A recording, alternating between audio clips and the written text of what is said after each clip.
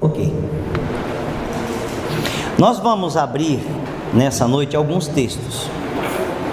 Estou profundamente comprometido com a ideia do sucesso, da maneira bíblica, não necessariamente dos ideais corporativos. Eu tenho estudado muito o tema, lido bastante, coletado muitas informações e tenho procurado descobrir se esses temas que eu tenho lido têm referências bíblicas. Aqueles que não têm referências bíblicas não servem para nós, pelo menos enquanto cristãos. Servem para nós, talvez lá no ambiente de trabalho, na faculdade, num curso de administração ou semelhante. Não serve para nós no sentido bíblico e no sentido espiritual, porque a nossa definição de sucesso não leva em consideração, basicamente, todos os quesitos da definição de sucesso que o mundo tem. Portanto, essa noite eu escolhi abrirmos em 7 lugares diferentes, e vou tentarei ser breve. Então precisamos da sua colaboração, para que você mesmo aprenda e você aplique na sua vida as verdades da palavra de Deus, e você veja se essas verdades funcionam ou não. Tudo bem? Então nessa noite eu quero lhes falar sobre algumas, porque não são todas, não esgotamos nada aqui. Algumas pequenas atitudes que farão com que você tenha uma vida de sucesso, ou que você tenha sucesso na vida. Definimos sucesso de acordo com a palavra de Deus. Então, à medida que você for ouvindo e acompanhando a leitura dos textos, você vai perceber que a leitura de sucesso não é semelhante, ou a definição de sucesso não é semelhante ao que nós estamos talvez acostumados a ouvir do lado de fora do reino de Deus. Tudo bem? Primeiro texto que você vai abrir vai ser em Mateus. Vamos começar no Novo Testamento. Claro, nós vamos voltar para o chamado Velho Testamento.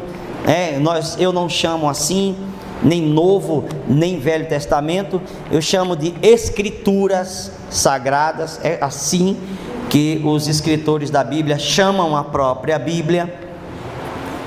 Livro de Mateus, capítulo 6.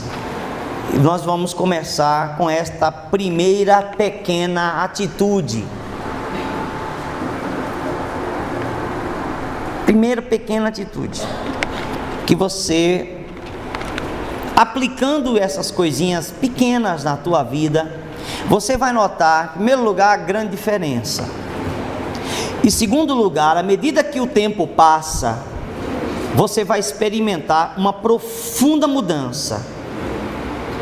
Em terceiro lugar, à medida que o tempo passa, você vai perceber quão é relevante e transformador essas pequenas coisas na sua vida. Tudo bem? Os que gostam de anotar, mesmo sendo domingo, aqui não é uma escola, aqui é uma universidade.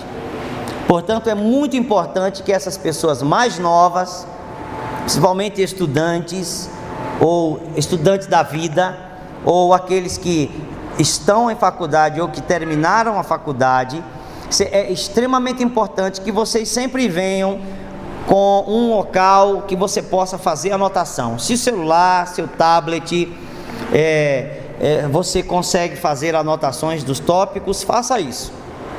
Extremamente importante depois você acessar isso que você anotou, os textos que você escreveu, para que lá em sua casa você possa ruminar isso novamente, voltar a ler. Puxa, isso é importante, uau, eu não tinha pensado nisso desta maneira. Por que eu estou dizendo isso? Porque eu fiz Eu faço isso a vida toda e isso tem trazido benefícios profundos na minha vida. Eu sei que vai fazer na sua também. Então nós não estamos dando nenhuma fórmula do sucesso, porque se eu lhe disser qual é a fórmula do sucesso, você vai se surpreender com ela. Qualquer dia desses eu falo aqui para você qual é a fórmula do sucesso. E ela é simples, mas essa é a maneira como o mundo vê. Ela é muito simples, mas ela demanda um esforço extremo e um foco contínuo nisso. Todavia, eu não estou lhe dando fórmula nenhuma. Eu estou lhe dando conselhos e, no mais, um conhecimento que você pode aplicar no teu dia a dia, que vai ser útil. Tudo bem? Vamos lá. Qual é a primeira pequena atitude, então, destas algumas, que me trará sucesso na vida? Primeira começa em Mateus, então, 6, do versículo 5 ao 8, a oração diária. A oração diária é a primeira pequena atitude. Deve se tornar um lugar seguro para você. Isso é muito importante. A oração diária. O que é diária? Todo dia. A oração diária deve se tornar um lugar seguro para você. Deixe-me ler o texto, depois eu te comento algo sobre isso. Mateus 6, do versículo 5 ao versículo 8. Como se deve orar? Jesus diz: e quando orardes, não sereis como os hipócritas, porque gostam de orar em pé, nas sinagogas e nos cantos das praças, para serem vistos pelos homens. Em verdade vos digo que eles já receberam a sua recompensa. Pessoas que gostam de orar para aparecer, tem, infelizmente.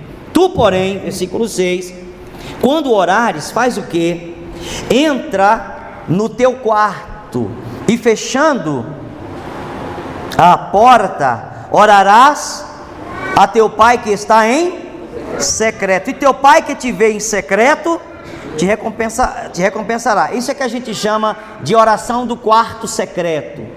O que é a oração do quarto secreto? É a oração particular que você faz, que ninguém está ouvindo, que ninguém está vendo, mas que você tirou um tempo específico, particular, só teu, para fazer aquela oração com Deus. Isso pode levar 5 minutos, mas que sejam 5 minutos. Isso pode levar 10 minutos, mas que sejam 10 minutos diários. Isso pode levar 30 minutos, mas que sejam 30 minutos. Isso pode levar 1 hora, mas que seja 1 hora. Estão entendendo, gente? A oração diária é um tempo que você separou, mas você separou esse tempo. Você não atende celular, você não atende telefone fixo, você não olha mensagens, você não está com o Facebook ligado, você não está recebendo plim, plim, plim, aqueles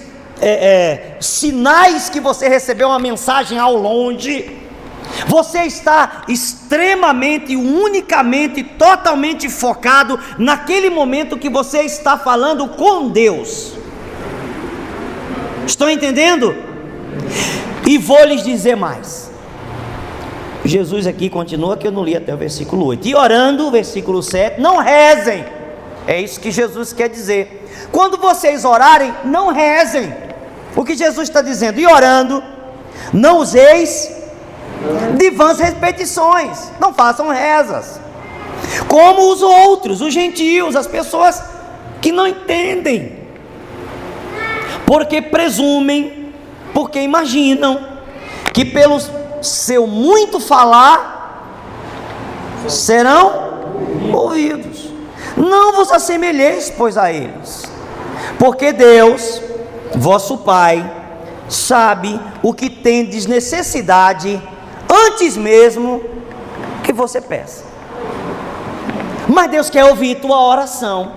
Nós precisamos, irmãos e irmãs, queridos e queridas, deixar ou ir além. eu quero usar as duas coisas. Nós precisamos deixar de usar a oração como um mecanismo para suprir necessidades.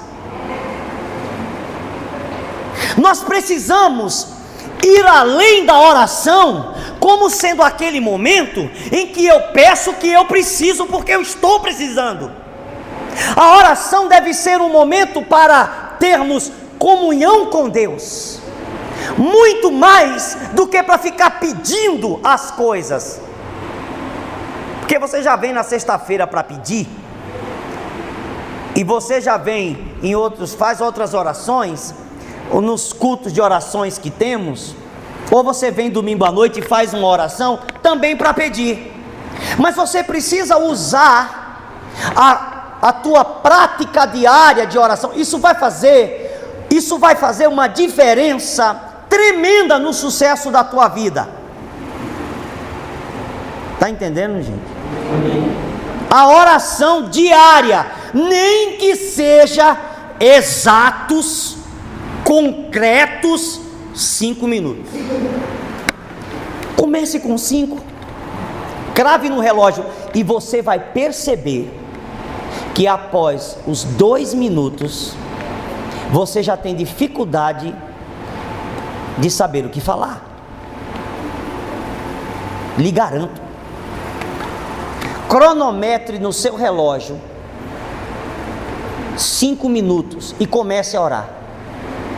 Grave, marque e ponha ele para apitar, ou para o seu celular fazer um alarme depois de 5 minutos da hora que você está, e comece a orar. A maioria vai perceber que achou que orou muito e ainda está em 2 minutos e meio. Já não sei mais o que dizer, já começou a repetir, já começa a falar tudo de novo. Meu Deus, meu Pai, abençoa Jesus. Jesus, meu Deus. Senhor, meu Pai. Oh Jesus, o Senhor é bom. Jesus, Tu é maravilhoso. Jesus, amém, Jesus. Meu Deus, meu Pai, tem misericórdia. Jesus, oh Jesus. Ah, Senhor, o Senhor é bom. Abençoa minha família, abençoa meu marido, abençoa minha esposa, abençoa meus meninos e minhas meninas, abençoa meu trabalho. Jesus, abre porta. Senhor Jesus é bom. Oh Jesus. Quando você pensa que orou demais, o relógio ainda vai demorar de apitar. Mas cronometre 5 minutos. 5. Mas faça isso todo dia. Todo dia. Sem ser importunado pelo choro da criança, pelo celular que anuncia que recebeu mensagem, pelo telefone que toca, pelo benedicto WhatsApp. Qual é o sonzinho que aquele negócio faz? Tom, tom, tom, tom, tom, né? Não faça nada em 5 minutos, apenas ore. Você vai ver como sua vida vai mudar. Lhe digo mais: os mais velhos da minha idade para trás, eu não sou tão velho assim, da minha idade para trás, quando éramos crianças, os nossos avós e os nossos pais nos falavam da importância de aprender, por exemplo, o Pai Nosso. Os de minha idade para trás. Todos nós, de alguma maneira, teve um avô, um pai, uma mãe, uma avó que nos ensinou a orar o Pai Nosso. Da minha idade para trás, não sei os mais novos. Por que as pessoas ensinavam a orar o Pai Nosso? Porque isso era importante. E nós rezávamos ou orávamos o Pai Nosso todos os dias. Por que, meu irmão e minha irmã, meu querido e minha querida, você acha que o mundo está do jeito que está? Porque nem os católicos rezam mais como rezavam antigamente. Ou não? Ou não?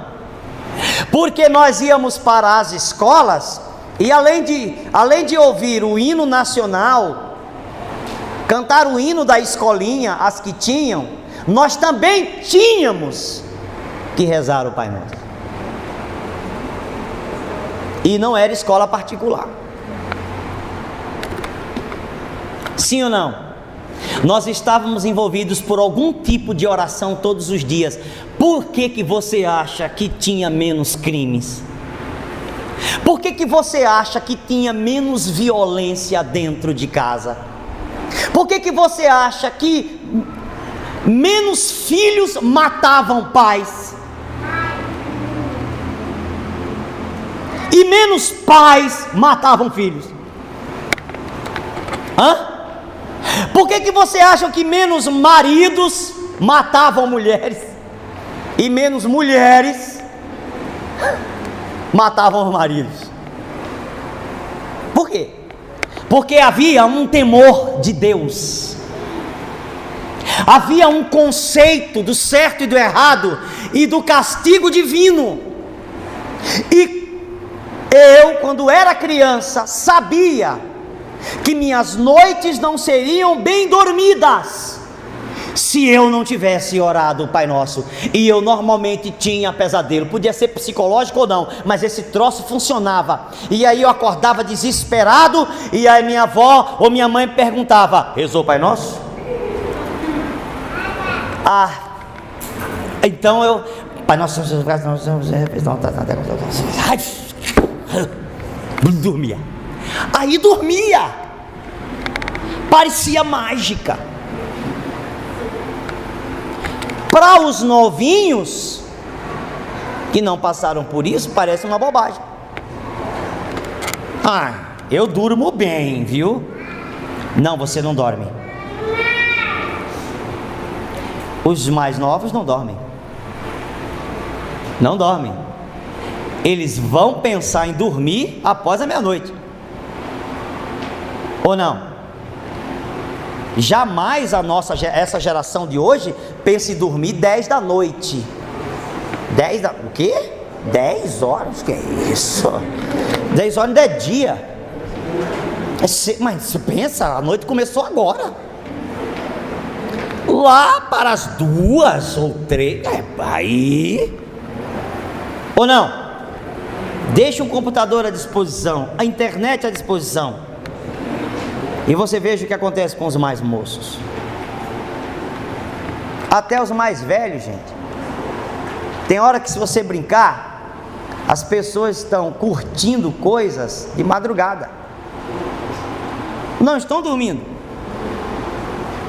Não deveriam dormir? Eu quero dormir minhas 7 horas por noite,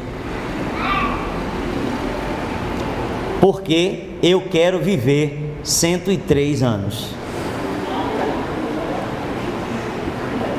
Segundo lugar,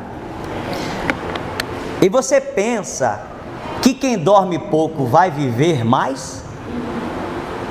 As pesquisas já declaram: a pessoa que não consegue dormir 7 horas, no mínimo 6, assim, estirando a corda, por noite, encurta a sua vida.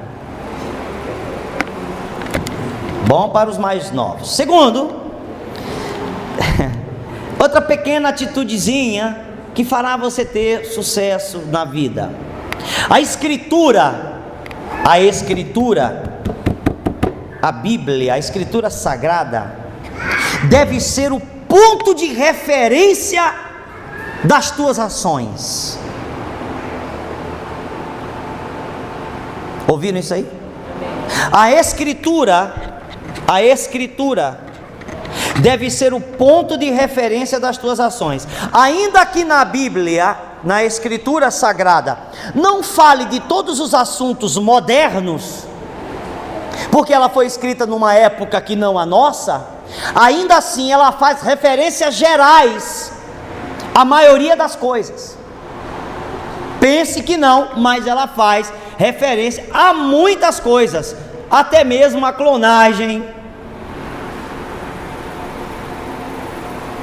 multiplicação celular, bebidas fortes, alcoólicas mais fortes, e não apenas ao vinho, a destruição do corpo. Como você diz, mas a Bíblia não fala de cigarro.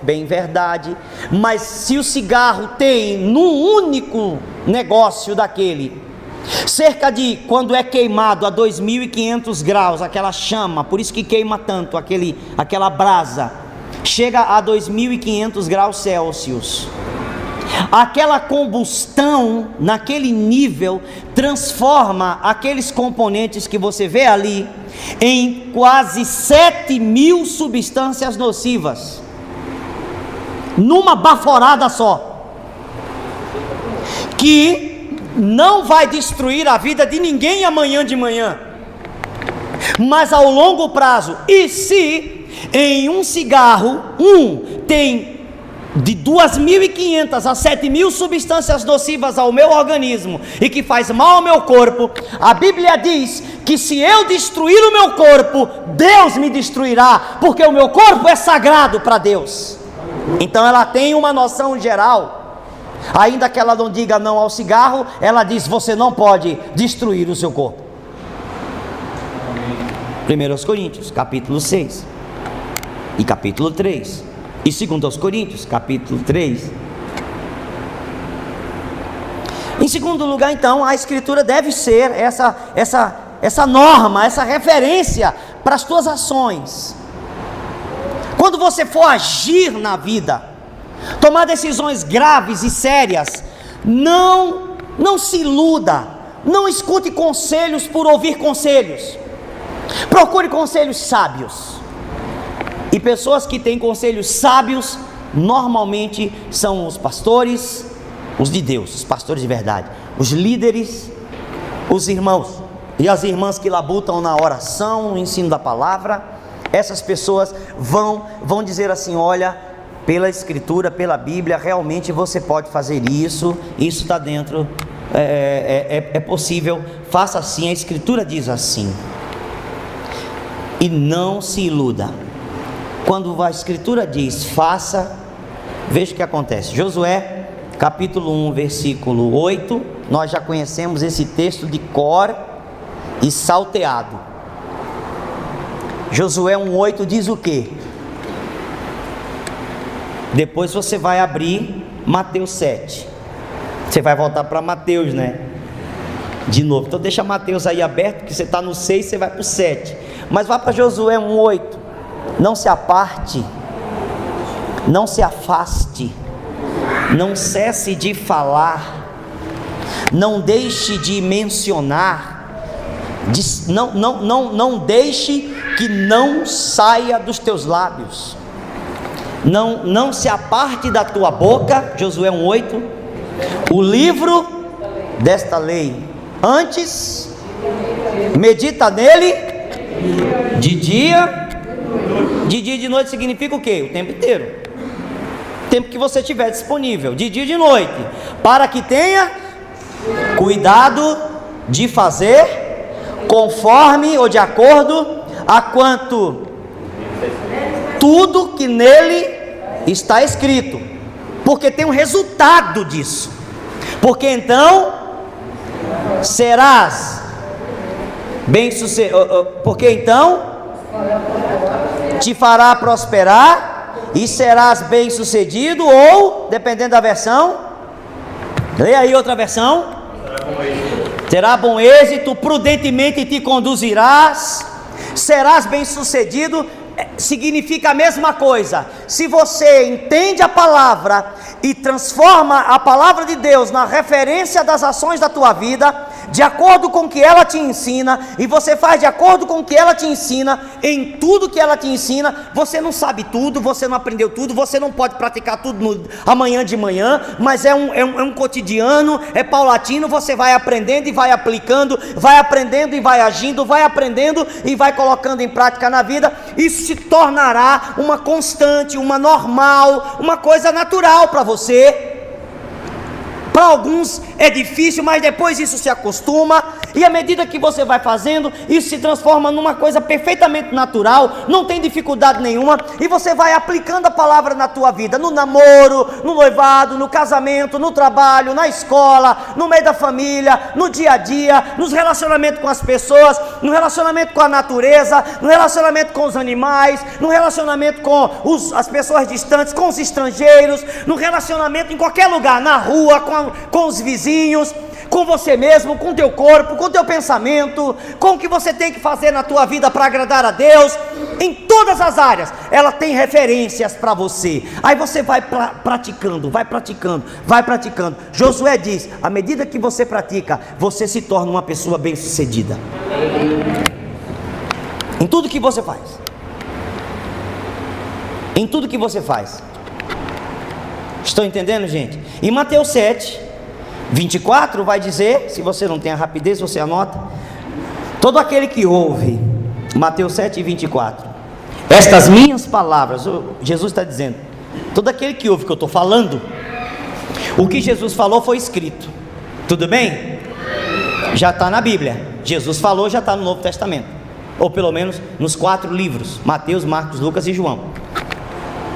Aquele que ouve, pois, estas minhas palavras e as pratica, vai ser comparado a um homem, uma pessoa que fez o quê? Como uma pessoa prudente, que edificou sua casa sobre a rocha. O que acontece no versículo que vem? Caiu a chuva, transbordaram os rios, sopraram os ventos e deram com força, com ímpeto contra aquela casa, e ela não caiu. Por quê? Porque estava edificada sobre a rocha. E todo aquele que ouve estas minhas palavras e não pratica, não põe em prática, é comparado a uma pessoa insensata que edificou sua casa sobre a areia. Não tem fundamento, não tem alicerce. O que acontece? Acontece a mesma coisa com ele que aconteceu com o outro. Vou usar uma palavra, as vicissitudes da vida, os problemas da vida, as dificuldades da vida vêm para todos, para cristãos, não cristãos, para religiosos e não religiosos, para crentes ou ateus. Estão entendendo, gente? Os problemas são iguais para todos. Qual é a diferença? É se minha vida está fundamentada na palavra de Deus, ela está construída na rocha. Se minha vida não está fundamentada na palavra de Deus, a minha vida está sobre a areia. Vai acontecer comigo o que aconteceu com o cara que segue a Jesus. Mas o que acontece se eu não for igual àquele outro que segue a Jesus e ouve as palavras de Jesus e pratica as palavras de Jesus? Vai vir a chuva, versículo 26, né? Caiu a chuva, 27, e caiu a chuva, transbordaram os rios e sopraram os ventos e deram com ímpeto contra aquela casa, igualzinho a outra. Mas o que aconteceu? E ela desabou, mas não desabou só, e grande foi a sua ruína, prejuízo total. Essa é a diferença de quem pratica a palavra, de quem usa a palavra de Deus como referência para suas ações e de quem não usa. Estão entendendo? Para tudo, seja você a pessoa mais novinha aqui. Eu sou um adolescente, eu quero curtir minha vida. Até para curtir a vida, meu querido e minha querida, tem a maneira certa de fazer. Há um texto em Eclesiastes, por exemplo, que diz: olha, jovem, curte a vida, curte mesmo, faz o que você quer. Nem me lembro o texto de Eclesiastes 9 ou 10, 11. Curte a vida, faz mesmo. Em outras palavras, toma todas, vai para farra mesmo, arrebenta.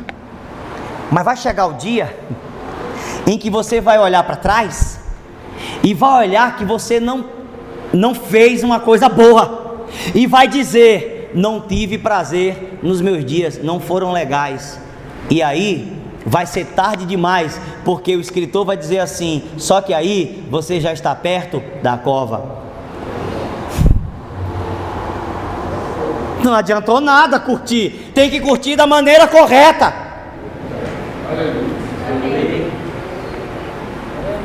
Você não precisa ser um tapado, uma tapada. Não precisa ser uma pessoa que não sorri, que não se alegra, que não vai em um aniversário da pessoa que você gosta, que não vai aos lugares de entretenimento como shoppings, praia ou coisa parecida. Mas é que sua vida, em primeiro lugar, sua vida não está fundamentada nisso. Se não tiver, está tudo bem também para você, que isso não faz a tua vida. Mas segundo lugar, se você chegar aí num lugar desse, porque você tem um amigo e você quer prestigiar a pessoa que você gosta, quer levar um presente no aniversário lá, e a pessoa não é cristã, até mesmo o estilo de música e o ambiente que está ali, nem serve para você. Você vai lá, dá seus parabéns, abraça, dá um beijo na pessoa, pede que Deus abençoe a vida dele e sai, que ali não é teu lugar. É a mesma coisa de gente que é cristão e tem parente que gosta de beber e faz festa com cerveja, com uísque, com não sei o que. É aniversário do meu sobrinho. Ah, bispo, é aniversário do meu afilhado, do meu sobrinho. Lá o povo, olha, é só boquinha da garrafa, é só funk, é só reteté, é só tranqueira, é só forró bravo, daqueles vagabundo mesmo. O povo gosta daquilo ali, bispo. E é só o uísque, é cerveja, é cachaça. Quando dá 10 horas da noite, está todo mundo bêbado já. Vou ou não vou? Meu filho, você vai antes do povo bebedar? Você vai antes do povo encher a cara, minha querida. Você chega lá com um presentinho bonitinho, todo bonitinho, arrumadinho. Apresentei o seu sobrinhozinho, o seu afilhadinho, seja lá o que for. Você dá um beijinho. Faz até uma oração antes do povo embebedar, né? Você faz uma oração, você agradece a Deus pela vida, abençoa. Olha, agora titio está indo, madrinha está indo, padrinho está indo, porque eu tenho um compromisso. Não precisa dizer nada, não precisa nem dizer que vai na igreja. Amém, gente? Não precisa nem dizer eu estou indo para a igreja, não precisa. Você diz eu tenho um compromisso agora. Olha, valeu. Passou, todo mundo vai, os bebuns, no outro dia vai dizer, rapaz, essa pessoa é crente mesmo, viu? É uma pessoa de Deus, veio aqui, não distratou ninguém, falou com todo mundo, deu os parabéns, ficou um pouquinho, fez uma socialzinha aqui, ó, e saiu. É assim que cristão faz. Você curte a vida, curte seus parentes, curte os aniversários, mas com sabedoria, com inteligência. A Bíblia faz referência. A Bíblia diz assim, ó, se você chegar na frente de uma pessoa e você gostar de comer demais, põe o garfo na tua garganta. O que é isso? Fecha a boca. Se você for convidado num lugar importante, lugar chique, e tem aquela mesa farta de comida, faz um pratinho desse tamanho. Passa fome, mas não passa vergonha. Está escrito lá em Provérbios. Faça da Escritura a referência da tua vida. Você vai se dar bem. Diz a Escritura assim, ó, você quer ver uma pessoa que vai entrar em qualquer lugar, até o governador vai chamar essa pessoa, é alguém que é excelente naquilo que faz. Então você não fica reclamando do teu trabalho. Ah, esse emprego. Ah, essa empresa. Ah, não sei o quê. Mas não foi Deus que te deu quando tu estava desempregado?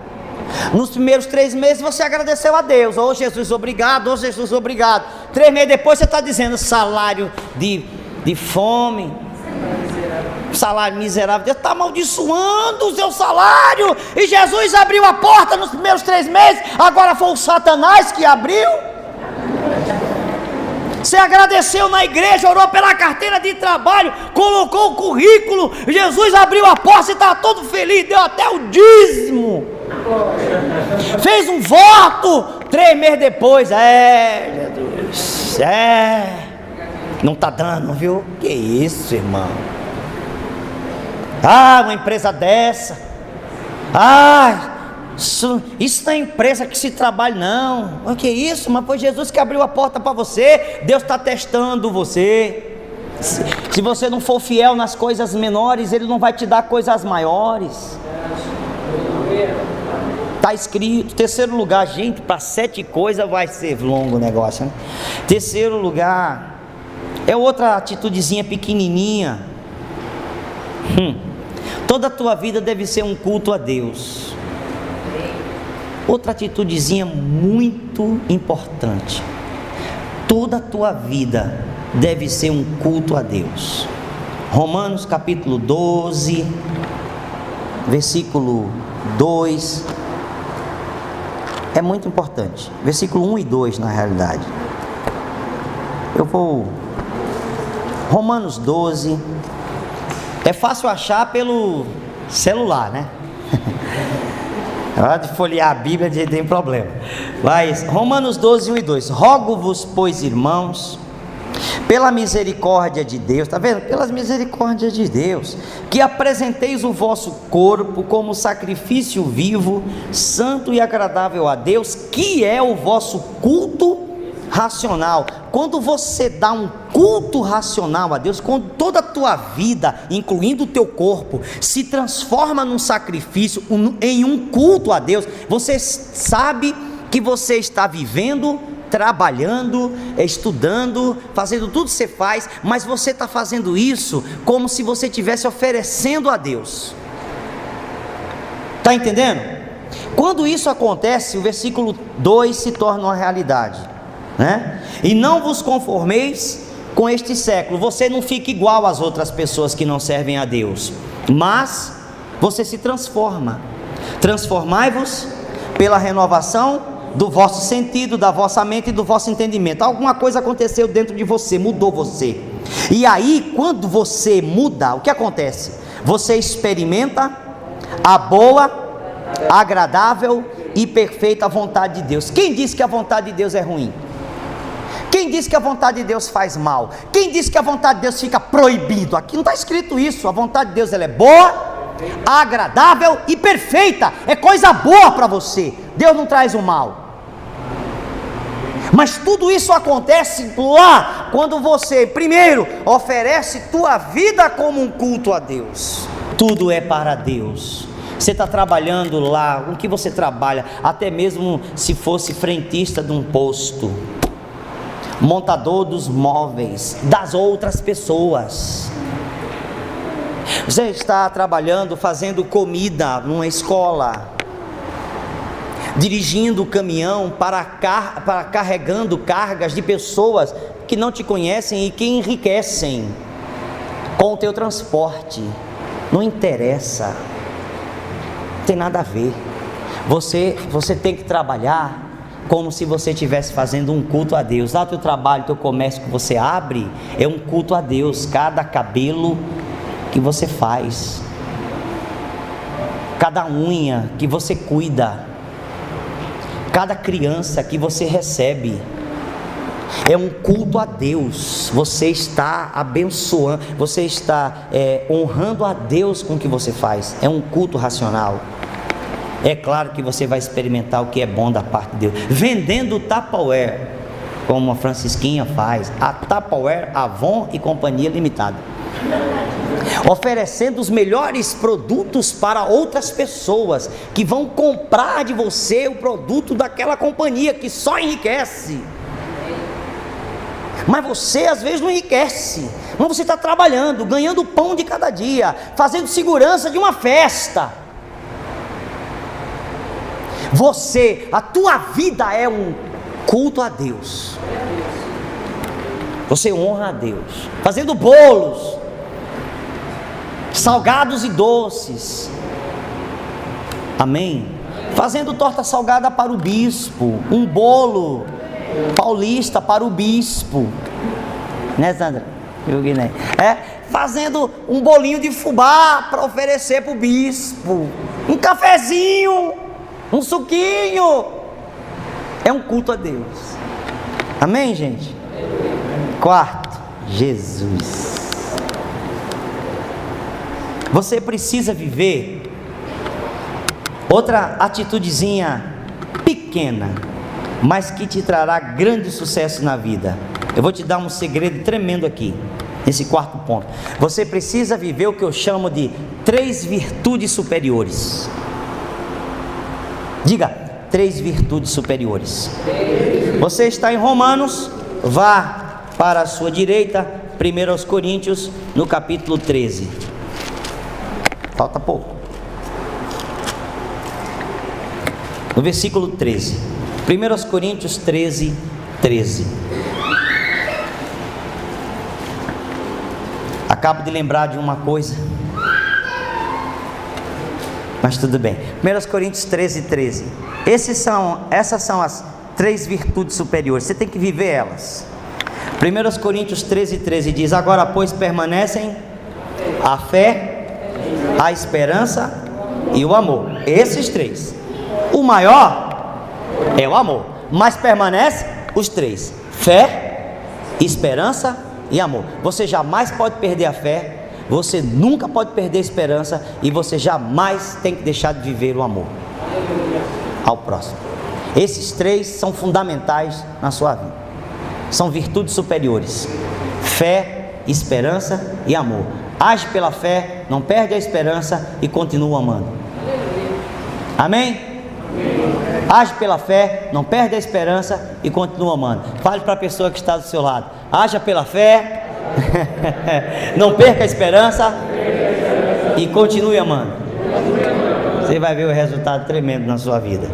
Quinto lugar, para a gente correr aqui, a quinta pequena atitude, né? Eu vou te falar uma coisa sobre essa pequena atitude. É uma atitude inegociável. A santidade é um item inegociável no teu relacionamento com Deus. O que é uma coisa inegociável? Que você não pode colocar à venda, que você não pode retirar do contrato. Sim ou não?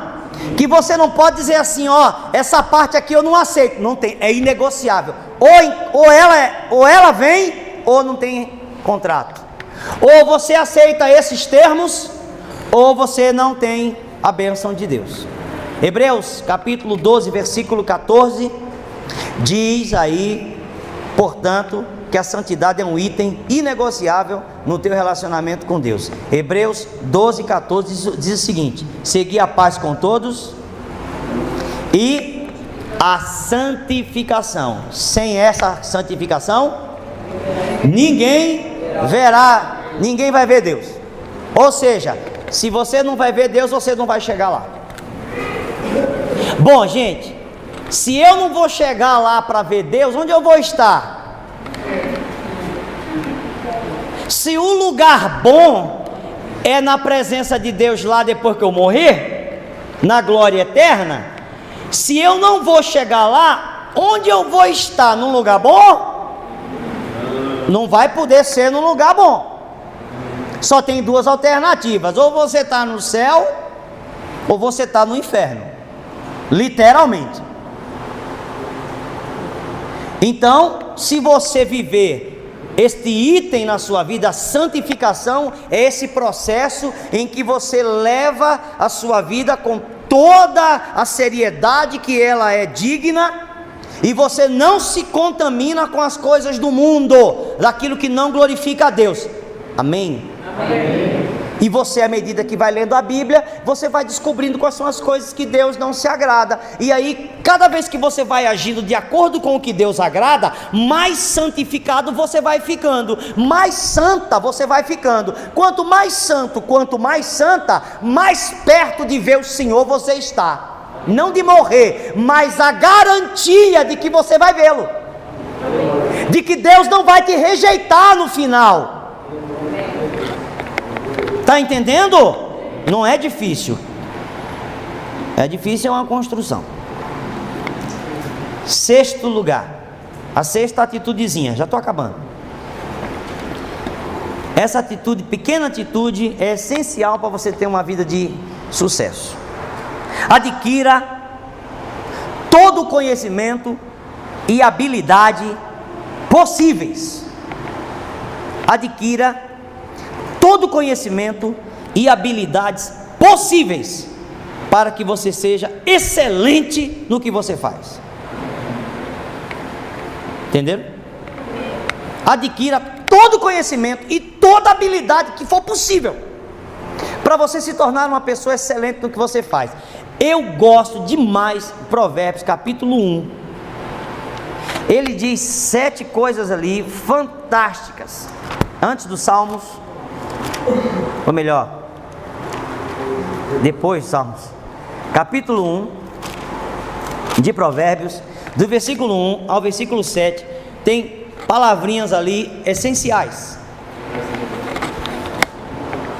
Provérbios 1, depois dos Salmos, Provérbios. O Salmos está, se a Bíblia não é de estudo, os Salmos está no meio. Então aí, se a Bíblia diz tudo, aí o Salmo está longe demais. Provérbios são depois dos Salmos, então. Versículo 1 até o versículo 7 do capítulo 1. Provérbios de Salomão, filho de Davi, o rei de Israel. Olha o que ele fala: para aprender a sabedoria e o ensino, para entender as palavras de inteligência, na minha versão, para obter o ensino do bom proceder. Olha o bom proceder. O que mais? A justiça, o juízo, tem que ter juízo, e equidade, equilíbrio no que você faz, para dar ao simples prudência. O que é prudência? A capacidade de fazer adequadamente as coisas corretas. Isso é prudência. Aos jovens, os jovens precisam de quê? Conhecimento e juízo. Bom siso. O que é bom siso? Juízo nessa cabeça, menino. Juízo nessa cabeça, menino. É isso que é bom siso. Precisa ter juízo. Ouça o sábio, versículo 5, e cresça em prudência. O instruído adquira habilidades para entender provérbios e parábolas, as palavras e os enigmas dos sábios. O temor do Senhor é o princípio do saber ou da sabedoria. Mas os loucos, os necios, os insensatos, as pessoas que não têm noção, os sem noção, desprezam a sabedoria e o ensino. Olha a quantidade de coisas que você pode aprender, as habilidades que você alcança, que você pode conquistar: conhecimento, sabedoria, prudência, inteligência, entendimento, habilidades. Você precisa absorver, adquirir o máximo possível de conhecimento e de habilidades para a vida. E só vem, me desculpe, na maioria das vezes, por estudo, por aprendizado. Se você não se tornar um aprendiz, uma aprendiz, sem chance. 7º e último lugar, pequena atitude: entenda que o futuro não é de todos, e Deus não está brincando de ser Deus. Entenda, ponha na sua cabeça: o futuro não é de todos. Você já vai ver. E Deus não está brincando de ser Deus. Apocalipse, nós estamos estudando Apocalipse, mas você vai lá para o capítulo 22, último capítulo do Apocalipse. Apocalipse não é um livro para assustar ninguém. Nós vimos hoje de manhã, Apocalipse é uma revelação. Jesus Cristo está descortinando o futuro para nós. Apocalipse capítulo 22, nós vamos ler o versículo 10 ao versículo 12, apenas isso. Entenda, o futuro não é para todos, e Deus não está brincando de ser Deus. Apocalipse 22, versículo 10: disse-me ainda: não seles as palavras da profecia desse livro, porque o tempo está próximo. Continue o injusto fazendo injustiça. Se é ruim, continue. O imundo ainda sendo imundo. Você quer se sujar? Suje mesmo. Deus nem está dizendo para de fazer isso. Deus não está nem preocupado. Olha, você está na injustiça, você está na impiedade, você está na imundícia, para com isso. Deus não está fazendo isso. Deus tá, ao contrário, Ele está dizendo: você quer fazer isso? Continue, faça mais. continue o imundo sendo imundo. O justo continue na prática da justiça. E o santo continue a santificar. Você que está fazendo o que é certo, continue. Você que está se santificando, continue, faça mais ainda. O contrário também é verdadeiro. Versículo 12. Eis que venho sem demora, e comigo está o galardão. O que é o galardão? É o prêmio que eu tenho para retribuir a cada um segundo as suas obras. Eu sou o Alfa e o Ômega, o primeiro e o último, o princípio e o fim. Bem-aventurado, feliz, extremamente abençoado aqueles que lavam suas vestes. Não tem essa expressão no original, no sangue do Cordeiro. Vai só até lava suas vestes, para que lhes assista o direito à árvore da vida, e entrem na cidade pelas portas. Mas Deus não está brincando. Fica de fora os cães. Quem são os cães? Não é cachorro não, filho, seu pet não. Cães são as pessoas ruins. Diga gente ruim. É, gente ruim. Os cães fica de fora. Os feiticeiros, os bruxos, feiticeiros, imaginar.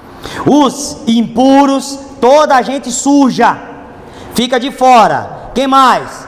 Os assassinos, que são os homicidas, e os idólatras, os que adoram imagens, respeitam imagens, essas coisas todas, outros deuses, idólatras, e todo aquele que ama, e não só o que ama, mas o que pratica mentira, porque tem gente que ama mentir. Tem gente que fala tanta mentira que quando fala a verdade ninguém acredita. E tem gente que é um amor que ele tem pela mentira, não consegue falar 10 palavras sem ter uma mentira inserida ali. É incrível, tem gente assim. Por que você não veio trabalhar hoje? Minha avó morreu, mas no mês passado sua avó já tinha morrido também. É outra? Ah, é por parte de pai. Ok. 10 semanas, por que é que você chegou atrasado? Eu nem te conto.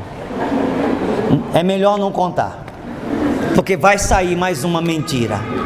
Não só que ama, pratica a mentira. A mentira é uma prática. Estão entendendo, gente? Olha para mim. A mentira é uma prática. A pessoa é a natural para ela mentir. Que ama e pratica a mentira. Eu, Jesus, enviei meu anjo para testificar essas coisas às igrejas. Eu sou a raiz, a geração de Davi, a brilhante estrela da manhã. O Espírito e a noiva dizem vem, para ele vir logo, e ele vai voltar. Agora Deus não está brincando. Deus diz vai ficar de fora. Mas também por outro lado, Deus está dizendo, olha, o futuro não é de todos. Nem todo mundo tem futuro garantido, certo? Porque aqueles que vão estar do outro lado, homens maus, pessoas más, feiticeiros, a pessoa que vai ao ocultismo, magia, Harry Potter, vai ficar de fora, né? Os impuros, os assassinos, os idólatras e todo aquele que pratica mentira é a turma que não tem futuro.